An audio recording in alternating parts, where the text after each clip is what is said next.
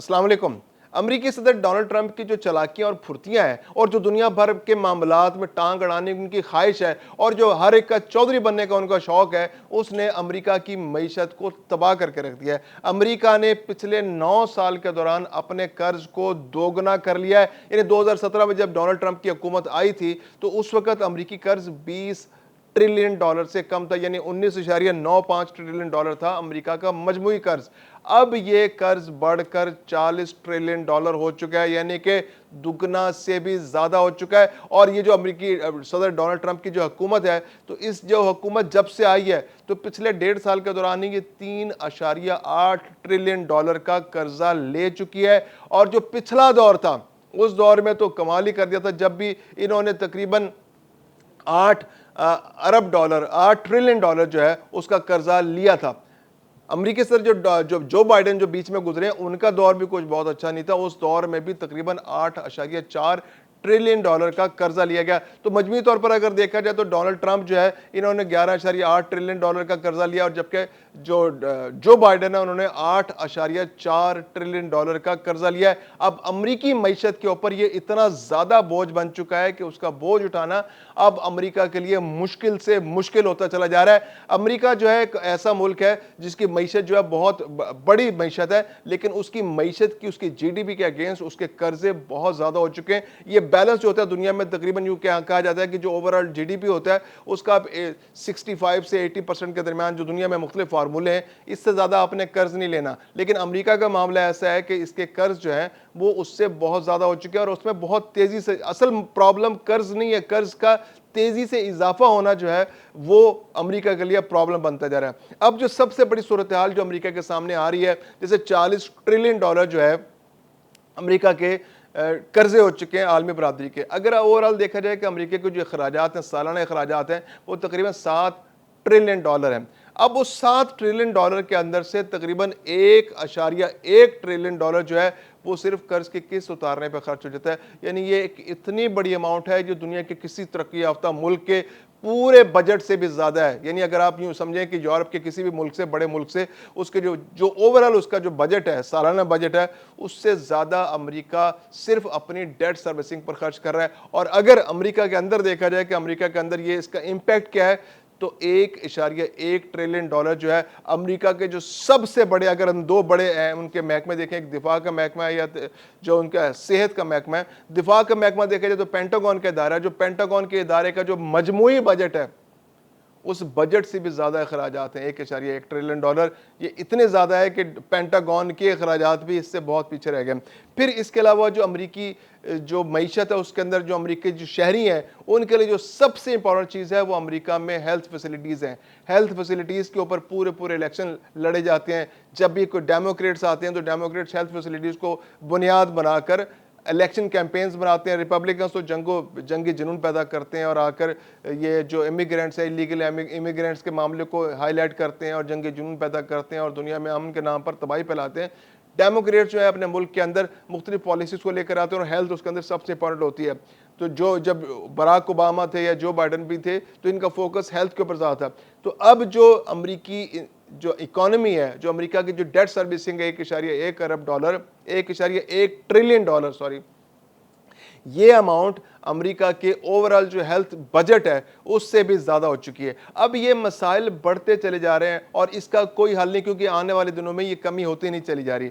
अब ऐसे में ये खदशात पैदा हो रहे हैं कि कहीं ऐसा ना हो कि ये कर्ज इतने ज्यादा हो जाएं कि जो अमेरिका की इकॉनमी जो है वो दिवालिया हो जाए और वो मजीद अपना बोझ उठाने के बजाय अपने ही बोझ से गिरती चली जाए। तो असल में मसला जो है इस वक्त जो वहाँ के जो जितनी भी लीडरशिप है, जो भी वहाँ के इकोनॉमिस्ट हैं, जो थिंक टैंक्स हैं, वो इस बात पर गौर करें और इसी बात पर फ्लैग रेस कर रहे हैं कि अमेरिका को अपने कर्जों को कंट्रोल करने के लिए कोशिश करनी चाहिए कि किसी तरह ये कर्जे रुक जाएं और इनको उतारने की कोशिश कर दी जाए, क्योंकि 400 ट्रिलियन डॉलर के कर्जे उतारना अमेरिका के लिए इंतहाई मुश्किल है। अब सोचने की बात यह कि आखिर अमेरिका जो है इतने सारे कर्जे लेने के बावजूद दिवालिया क्यों नहीं होता, क्योंकि दुनिया का कोई भी मुल्क अगर इस प्रोपोर्शन के साथ कर्जे लेगा तो उसका तो दिवालिया होना तय, वो तो मिनटों में कोलैप्स कर जाएगा। तो उसकी सबसे बड़ी वजह यह है कि दुनिया में अमेरिका एक बहुत बड़ी ताकत है। अमेरिका इस वक्त वो एक जिसकी लाठी उसकी भैंस वाला मामला है। अमेरिका दुनिया का واحد چودھری، اب تو واحد چودھری نہیں، اب تو چین اور روس بھی اس کے مقابلے میں آ گئے. لیکن پچھلے 20-25 سال 1992 میں جب رشیا کولیپس ہوا تو اس کے بعد سے امریکہ دنیا کی واحد سپر پاور بن کر سامنے آیا اور اس نے دنیا کے ہر معاملے کو کنٹرول ہوا. اور خاص طور پر جو دنیا بھر کی تجارت ہے وہ ڈالر کے ذریعے ہوتی ہے اور ڈالر ایک امپورٹنٹ کرنسی کے طور پر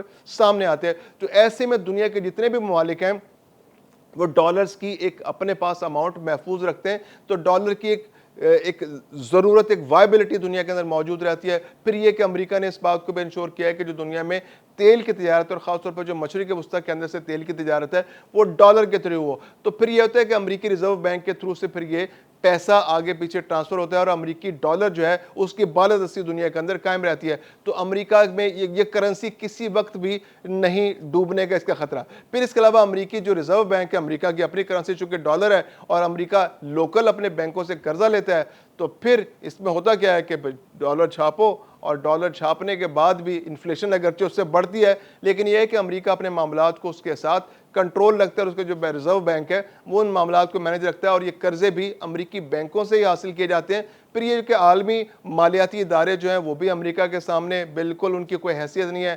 UNO، ورلڈ بینک اور باقی جو ترقیاتی بینک جو ہیں جتنے بھی ہیں، ایشین ڈیولپمنٹ بینک، IMF، جتنے بھی ادارے ہیں عالمی مالیاتی ادارے ہیں وہ امریکی جو آشیرواد ہے اس کے ساتھ ہی آگے بڑھتے ہیں. تو امریکہ جب چاہتا ہے، جس ملک سے چاہتا ہے وہ قرضے لے لیتا ہے اور اس پر کسی بھی قسم کا دباؤ نہیں آتا. کیونکہ اصل مسئلہ جب ہوتا ہے کہ جب آپ قرضے لے لیتے ہیں دنیا بھر سے اور آپ کو پھر قرض کے مطابق ان پالیسیز پر بھی عمل کرنا پڑتا ہے. جیسے ہم نے صرف $1 ارب IMF سے لیا ہے، لیکن اس $1 ارب کی جو خمیازہ میں بھگتنا پڑا ہے اس کی مثال دینا مشکل ہے. پاکستان کی پوری معیشت تلپٹ ہو کر رہ گئی ہے، مہنگائی 2 سے 3 گنا بڑھ چکی ہے کیونکہ اب ہم IMF کی صلاحیات بھی ساتھ میں قبول کرنا پڑ رہی ہیں. تو امریکہ کو اس طرح کے مسائل کا سامنا نہیں ہے. امریکہ میں جب قرض لیتا ہے امریکہ تو اس کو کسی قسم کی صلاحات کا سامنا نہیں کرنا پڑتا، بلکہ وہ الٹا دھونس دھاندلی کے ذریعے معاملات کو کنٹرول کر لیتا ہے. قرض وہ دے رہا ہے، قرض اگر لیا ہے اس نے تو قرض کی قسطیں واپس جا رہی ہیں. لیکن باقی ممالک جس طرح دباؤ میں آتے ہیں تو امریکہ جو ہے وہ سم ہاؤ اپنے نوٹ چھاپ کے، اپنے ریزرو بینک کے ذریعے، دنیا میں دھونس دھاندلی کے ذریعے، دنیا سے مختلف ممالک سے انویسٹمنٹ کرانے کے ذریعے وہ اپنے معاملات کو سم ہاؤ چلانے کے ساتھ ساتھ آگے بڑھانے میں لے کے چل رہا ہے. اب ڈونلڈ ٹرمپ جو ہیں ان کی جو پالیسیز ہیں وہ اس میں بہت بڑا پرابلم پیدا کر رہی ہیں. اب دنیا بھر میں امریکہ نے ہر جگہ ٹانگ اڑا رکھی ہے. مشرق وسطیٰ کے اندر غزہ کی جنگ کے اندر امریکہ نے ٹانگ اڑا رکھی ہے، اسرائیل کے ساتھ پورا تعاون ہے. آبنائے ہرمز کی ناکہ بندی امریکہ نے کر رکھی، یہاں پر ٹانگ اڑا رکھی ہے. پھر اس کے علاوہ نیٹو سے اپنے تعلقات اس نے خراب کر لیے ہیں، باقی دنیا بھر کے ممالک سے اس کے تعلقات خراب ہوتے چلے جا رہے ہیں. تو امریکہ کی جو کنفلکٹنگ قسم کی، جو پیراڈاکسیکل قسم کے جو اس کے معاملات ہیں وہ سارے کے سارے کنفیوژن پیدا کر رہے ہیں. تو اس کنفیوژن کی وجہ سے معیشت جو ہے اس کو نقصان ہو رہا ہے. معیشت آگے بڑھنے کے بجائے جو اس کا جو گروتھ ہے وہ متاثر ہو گئی ہے. تو ایسے میں قرضے بڑھتے چلے جا رہے ہیں اور یہ عین ممکن ہے کہ آنے والے دنوں میں یہ $40 ٹریلین سے بھی زیادہ ہو جائے. کیونکہ اگر 9 سال کے عرصے کے اندر یہ ڈبل ہو سکتے ہیں تو اگلے 9 سال میں یہ مزید ڈبل بھی ہو سکتے ہیں، کیونکہ امریکہ ان جنگوں سے نکلتا دکھائی نہیں دے رہا اور ڈونلڈ ٹرمپ جیسے لیڈر اگر امریکہ کو ملتے رہے تو تباہی طے ہے.